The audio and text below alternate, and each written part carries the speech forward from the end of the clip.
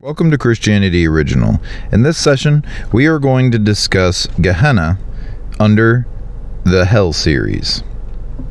The theme text is found in Matthew 10:28. Fear him who is able to destroy both soul and body in hell, Gehenna. Aren't there warnings about fire in the New Testament? Whenever we read a biblical passage, there's always a key question. Is this supposed to be taken literally, or is this mentioned as a symbolic depiction of something else?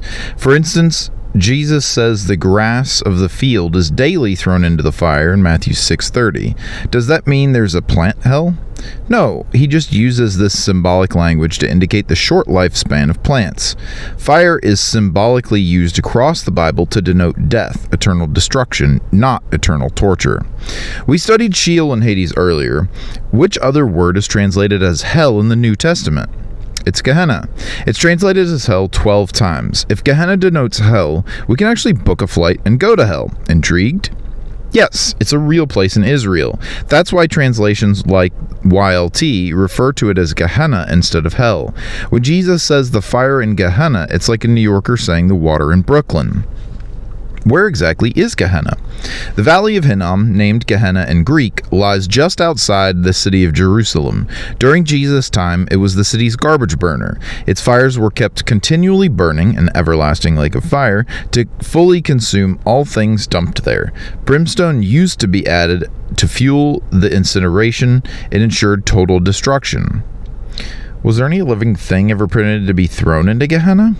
Not at all. Never. God's law to Israel prevented torture of any kind to any creature. Apart from garbage, animal carcasses, and dead bodies of some vile criminals, those who were denied an honorable burial, were thrown into Gehenna. They got burnt up, that is, destroyed. No living thing, not even an animal, suffered any torture there. So what was the symbolic meaning of Gehenna? Old Jerusalem's lake of fire at Gehenna illustrated the God-assured destruction of the impure entities of this earth in the future, to prevent pollution of the New Jerusalem that would symbolize God's obedient people. Scriptures directly explain this figurative burning of wicked components in a lake of fire as the second death, final destruction in Revelation 20:14. It's described as the fiery indignation which shall devour the adversaries, Hebrews 10:26 and 27. Couldn't we look at an example where Gehenna is used? Well, in Matthew 10:28, it says, "Fear him who is able to destroy both soul and body in Gehenna." Just like the lifeless dead bodies of the criminals in Jerusalem were cast into Gehenna Valley to be destroyed, there is no torture, only complete destruction. Jesus used the same Gehenna in his Sermon on the Mount, found in Matthew 5:22. The Gehenna Valley was not far from where Jesus uttered these words. And those who heard him would not think for a moment that he was saying all who reject him were to be tortured forever. And no one reading his words today would ever think of such an idea were it not for the background of distorted Dark Age interpretations that have crept into Christendom. Gehenna Valley, the curious case of the undying worms. Jesus says, in Gehenna, the worms that eat them do not die and the fire is not quenched. Mark 9:47 and 48. Many assume that it must be only in a mystic hell that worms don't die even in fire. Isn't that the case? Only those who know Jesus' first-century Gehenna Valley will know the true meaning of this phrase. Even today, we know that fire is kept continually burning in city waste burners. In the same fashion, fires were kept burning in the Gehenna Valley of that time.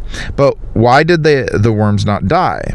Well, because while the fire is used to burn at the bottom of Gehenna Valley, it was in the vegetation that lined the slopes of the valley that the worms thrived.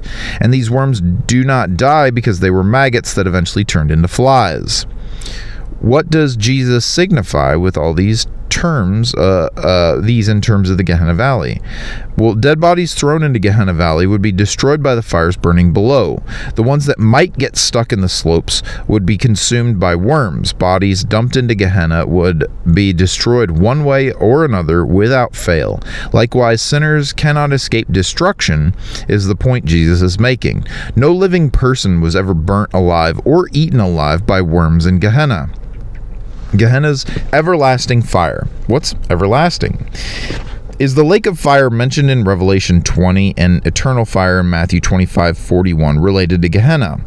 Revelation says those not found worthy of life are to be cast into the lake of fire, Revelation 20:15. Fire, as always, is used as a sign of destruction. The lake of fire symbol is drawn from the real Gehenna Valley of Jerusalem.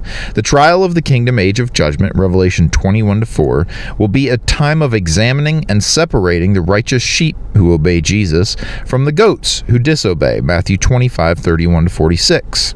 The disobedient will meet utter destruction in the everlasting fire, Matthew 25:41. This everlasting fire is derived from Jerusalem's Gehenna, where fires were kept continually burning, everlasting. The everlasting adjective applies just to the fire. It does not mean anyone will burn eternally. Fire burns and destroys. The fate of the beast and an error forever. Doesn't Revelation 20:10 talk about the beast and the false prophet being tormented forever in the lake of fire? We know this verse is full of symbols. There is a beast. The previous verse, Revelation 29, shows individuals who join Satan being destroyed in fire. So this Revelation 20:10 doesn't refer to humans. The beast stands for the political powers of the world, governments, and authorities. The false prophet represents false religious systems. But how can institutions be tormented? These worldly systems operating against the precepts of God today are to be destroyed by undergoing financial, social, and religious difficulties and pains. The forever is a mistranslation. The root Greek word aeonian means age lasting, that is, to continue till the end of the age when they will be utterly destroyed in the symbolic lake of fire. Hell thrown into the lake of fire. Say what? Does the Bible have a direct definition of the lake of fire anywhere? As a matter of fact, Revelation defines it explicitly. It says the lake of fire is the second death in Revelation 20:14. That is, complete destruction. That's a plain and straightforward scriptural declaration. 20:14 also says death and Hades are to be cast into the lake of fire. Many ask, aren't hell and the lake of fire the same? Now that we understand better, we know it means there would be no more death and grave. Then, being cast into the lake of fire shows the symbolic end of death and Hades. Thank you for listening.